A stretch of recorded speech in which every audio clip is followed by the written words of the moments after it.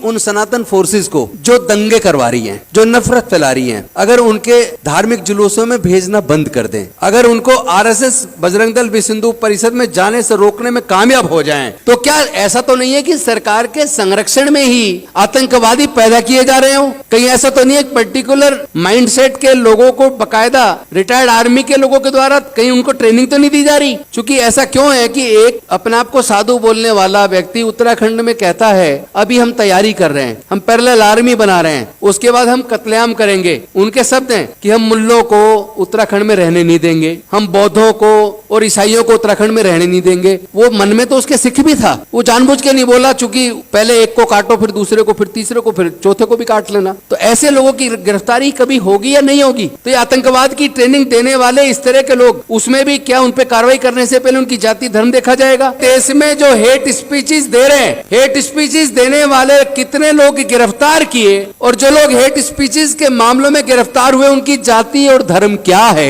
तो आपको समझ आएगा कि जो केंद्र में सत्ता में बैठी पार्टी है उसके नेता सबसे ज्यादा हेट स्पीचेस खुलेआम दे रहे हैं। गेरुए कलर के कपड़े पहन के उनके सो कॉल्ड साधु खुलेआम भारत से मुसलमानों को, क्रिश्चियंस को और बौद्धों को कत्लेआम करने की बात खुलेआम बोल रहे हैं। तो उन लोगों पे हेट स्पीचेस का मुकदमा दर्ज करके उनको गिरफ्तार क्यों नहीं किया जा रहा? जितने रिलीजियस प्रोसेशंस निकलते हैं, धार्मिक यात्राएं निकलती हैं, उसके अंदर औजार हथियार ले जाकर लोगों को भयभीत करने की इजाजत कौन दे रहा है? कौन कौन सी सरकारों में इस तरह के जुलूस निकल रहे हैं? कौन सा पुलिस प्रशासन है जो उनको इजाजत देता है? और वहां तलवारें, नंगी तलवारें लहराने पर, तमंचे लेकर लहराने पर उनके खिलाफ मुकदमा दर्ज क्यों नहीं हो रहा? अभी कांवड़ियों के द्वारा पीलीभीत के अंदर, कल ही समाचार, भारत समाचार की न्यूज है, कांवड़ियों के द्वारा 5051 बाइक पे एक यात्रा निकाली गई, और यात्रा जो लोग निकाल रहे थे उनके हाथों में तलवार और तमंचे लेकर वो निकाली, तो उनमें कितने मुकदमे दर्ज हुए, कितने लोग गिरफ्तार हुए? मैं पूछना चाहता हूं, जितने भी दंगे होते हैं, दंगे करने वाले लोगों की कभी जाति पे चर्चा कर लीजिए। उनकी जाति क्या है? कौन उनका इस्तेमाल कर रहा है? धार्मिक जुलूसों में जो लोग हाथों में औजार हथियार लहराते हैं उनको आइडेंटिफाई कर लीजिए, उनकी जाति क्या है और वो किसके इशारे पे काम कर रहे हैं। खासतौर पे मैं मुस्लिमों को कहूंगा, आपको बुरा लगे तो लग जाए भाई, मुझे तो कहना है, आप लोग अपनी महिलाओं को इस आंदोलन में शामिल कब करेंगे?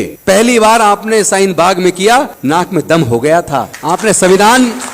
आपने संविधान हाथ में लेके शांतिपूर्वक तरीके से ईमानदारी से संगठन चलाया, तो केंद्र सरकार को उल्टा पड़ गया। मतलब उनके लोग वहां औजार हथियार लहराने लगे। उन्होंने उसको तोड़ने के लिए क्या क्या नहीं किया। उन्होंने तो मुस्लिम युवाओं को हेट स्पीच देने के झूठे मुकदमे बनाकर जेल में डाल दिया, और उनको जमानतें नहीं मिल रही है। न्याय है कहां? न्याय की कुर्सी पर बैठने वाले व्यक्ति के चरित्र में अगर न्याय नहीं है, चाहे वो नीचे की जुडिशरी का जुडिशियल ऑफिसर हो, चाहे माननीय सर्वोच्च न्यायालय का जुडिशियल ऑफिसर हो, अगर उसके हृदय के अंदर न्याय की भावना नहीं है तो आप उससे न्याय की उम्मीद मत करना। लेकिन ध्यान रहे, ये लड़ाई विचारधारा की है। इस लड़ाई को औजार हथियार से नहीं लड़ा जा सकता। इस लड़ाई को अगर बुद्धि और विवेक से, ठंडे दिमाग से, शांतिपूर्वक तरीके से, भारतीय संविधान के हिसाब से अगर हम इस लड़ाई को लड़ेंगे तो इसको जीतना बहुत आसान है। ये यूसीसी कहने को नहीं बोल रहे, लेके आ सकते हैं, हालांकि वो प्रैक्टिकेबल नहीं है, चलेगा नहीं। अभी से उन्होंने जैसे हमने कहा, और वो मैं आपसे भी कह रहा हूं, आप इस मुद्दे पर मुस्लिम आगे ना आए, प्लीज आप लोग पीछे रहिए, क्योंकि इसका असर आदिवासी पे बहुत पड़ने वाला है, अनुसूचित जाति पे बहुत पड़ने वाला है,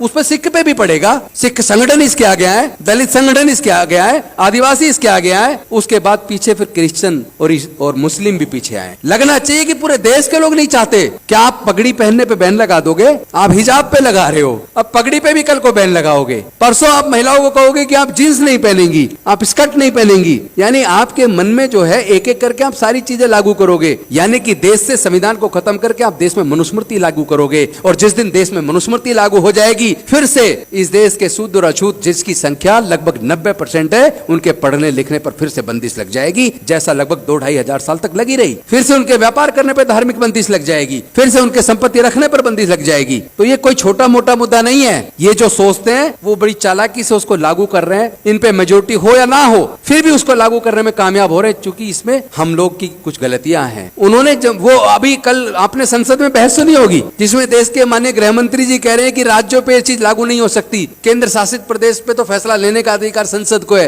लेकिन राज्यों के मामलों में नहीं ले सकते। मैं पूछना चाहता हूँ, जम्मू एंड कश्मीर को आपने यूटी बनाया ना, तो तब पूरे देश की पार्टियां चुप क्यों रही? तब विरोध क्यों नहीं किया? आपने क्यों नहीं सोचा कि अगर वो J&K को यूटी बना सकते हैं तो किसी भी राज्य को वो इसी तरह अध्यादेश लाकर यूटी बना सकते। लेकिन इसके लिए जरूरत है पहले तो समस्या को समझने की। अगर समस्या को ढंग से समझेंगे नहीं तो उसका इलाज करना आसान नहीं होगा। दर्द आपका भी है, एक हमारा भी वही दर्द है, आपका भी वही दर्द है, लेकिन दवाइयां अलग अलग ले रहे हैं। तो दवाइयां सब अलग अलग लेंगे तो इलाज तो होने वाला नहीं है। वो लोग बहुत ही रणनीतिक तरीके से हमारी हत्याएं कर रहे हैं। हत्या केवल वो नहीं होती कि उन्होंने आपको मार दिया और आपको सांस लेना बंद हो गया और आपको क्रीमेट कर दिया। हत्या वो दूसरे तरीके से कर रहे हैं आज। जैसे उन्होंने एजुकेशन को इतना महंगा कर दिया कि देश में 90% लोग आने वाले समय में एजुकेशन नहीं ले पाएंगे, वो खर्चा उठा ही नहीं पाएंगे एजुकेशन का। और 12वीं तक पढ़ा भी लिया तो कम से कम जो ग्रेजुएशन में, हायर एजुकेशन में और उसमें भी जो प्रोफेशनल एजुकेशन है उसका खर्चा इतना महंगा कर चुके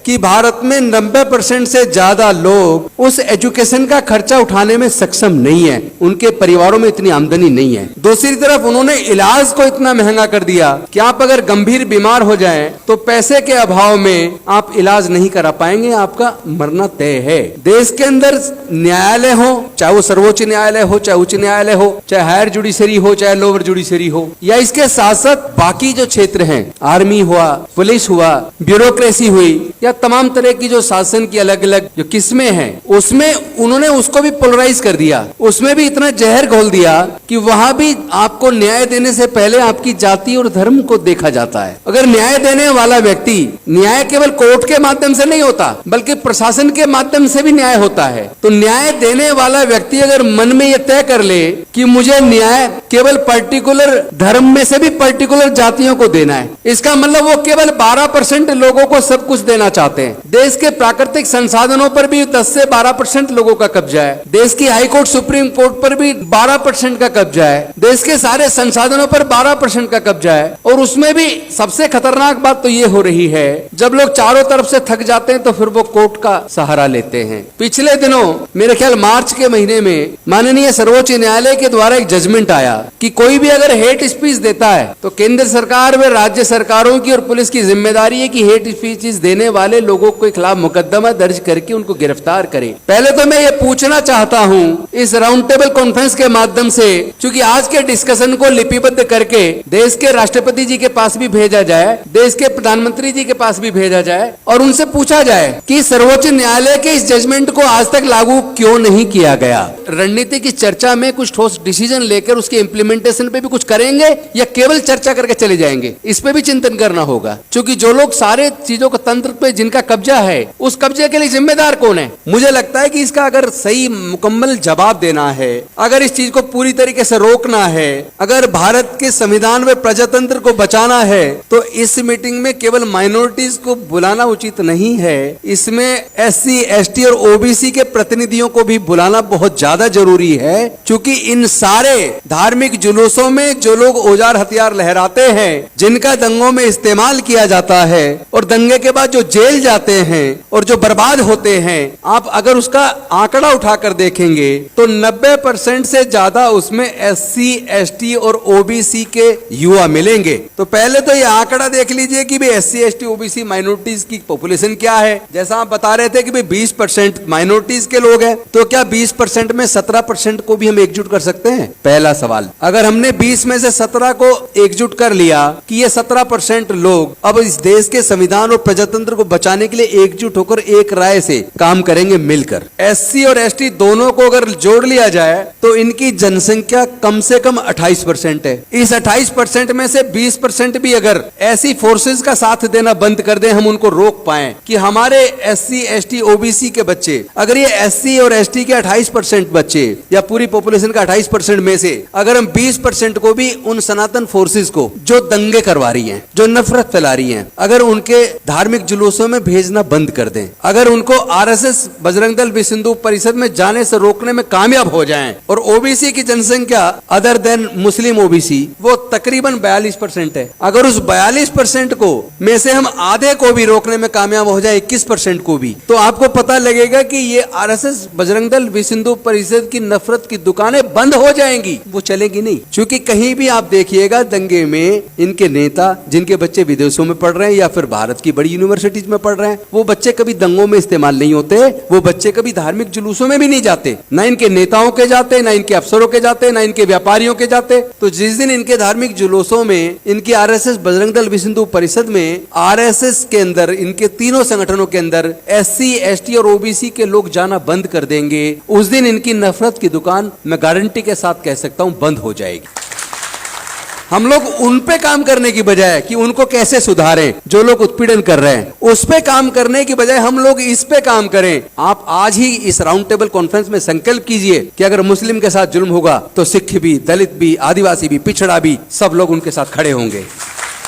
उसी तरह अगर दलित के साथ हो या आदिवासी के साथ हो तो उसका विरोध भी हम सब लोग मिलकर एकजुट होकर, ये टीम जो आज इस सभागार में बैठी है, अगर ये टीम के लोग ही ये संकल्प ले लें कि हम दिल्ली में भी और पूरे देश के गांव-गांव में इस मूवमेंट को, इस मुहिम को और आज की इस राउंड टेबल कॉन्फ्रेंस के मुद्दों को घर घर तक पहुंचाने का संकल्प लेते हैं, मैं दावे के साथ कह सकता हूं 2024 में ये संविधान विरोधी, तानाशाही, नफरत फैलाने वाली सरकार दफन हो जाएगी। आज दिल्ली के लोग उम्मीद ना करें कि आप किसी को भविष्य में चुनेंगे और वो वादा जो आपसे करेगा उसको लागू कर पाएगा, क्योंकि जब पूरी पावर उन्होंने दे दी मतलब होम मिनिस्ट्री को, उपराज्यपाल के माध्यम से होम मिनिस्ट्री सारे फैसले लेगी, तो दिल्ली में भी कोई चुना हुआ कोई मुख्यमंत्री बन जाए, मंत्री बन जाए, उनकी कोई वैल्यू नहीं है, वो कोई निर्णय नहीं ले पाएंगे। तो ये किसी भी राज्य के साथ हो सकता है, इसलिए हमें भारत के संविधान को ध्यान में रख के और भारत के संविधान को कैसे मजबूती से लागू करवाएं, इस पे एक राय बनाकर आज कुछ एजेंडे आप तय कीजिए और उसके साथ फिर ये भी तय कीजिए कि हम सब लोग अलग अलग धर्म के और जाति के लोग अपने समाज के अंदर नुक्कड़ मीटिंग ले, अपनी कॉलोनियों में, गांव में, बस्तियों में, और वहां इस आज के एजेंडे को वहां भी चर्चा करें ताकि उनको पता तो चले।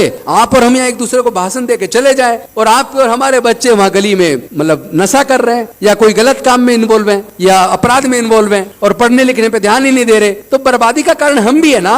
हम कौन सा अपने बच्चों के भविष्य पे गंभीरतापूर्वक सोच रहे हैं कि हमारा बच्चा पढ़ने क्यों नहीं जाता, हमारा बच्चा गुंडों के साथ क्यों घूम रहा है, हमारा बच्चा नशा क्यों कर रहा है। मतलब हम लोग काफी हद तक खुद जिम्मेदार हैं, तो अपनी जिम्मेदारी, अपनी गलती को दूसरे पे ना डालें, लेकिन साथ ही साथ जो दूसरे लोग हमारे बच्चों का इस्तेमाल करके, एससी, एसटी, ओबीसी का इस्तेमाल करके हमारे ही बच्चों का गला काट रहे हैं, हमारी हत्याएं कर रहे हैं। हत्या जैसे मैंने पहले बताया, हत्या केवल ये नहीं है कि आपको गला काट दिया, गोली मार दिया, मर गए। हत्या ये भी है जब आप पढ़ाई लिखाई आपको मिलेगी नहीं, रोजगार आपको मिलेगा नहीं, 10-20 किलो अनाज मिलेगा ताकि आप जिंदा रहें, तो वो भी मरने के समान है, वो कोई जिंदे के समान नहीं है। इन्हीं शब्दों के साथ मैं धन्यवाद करता हूं और साथ में निवेदन करता हूं कि प्लीज अब तो कम से कम एकजुट हो जाओ। मैं पहले सुना करता था, लोग कई बार, मैंने किसी शायर ने लिखा, लोग टूट जाते हैं एक घर बनाने में, कुछ लोग तरस नहीं खाते बस्तियां जलाने में। मैं अब उसकी लाइन को थोड़ा सा बदल रहा हूं, लोग टूट जाते हैं एक घर बनाने में, लेकिन अब सरकारें तरस नहीं खा रही बुलडोजर चलाकर लोग के घर गिराने में। अरे सोच के देखो, एक मकान बनाने के में कितना पैसा लगता है। अगर बड़ी बिल्डिंग बनाओ तो करोड़ों रुपए लगता है, छोटी बिल्डिंग बनाओ तो लाखों रुपए लगता है, और आप सीधा बुलडोजर चला के उसके मकान को ध्वस्त कर देते हैं। कभी सोचा उसका मकान फिर कभी बनेगा नहीं बनेगा? आप तो बर्बाद कर रहे हो। ये मतलब एक माइंड सेट है, ये केवल छोटा मोटा नफरत नहीं है,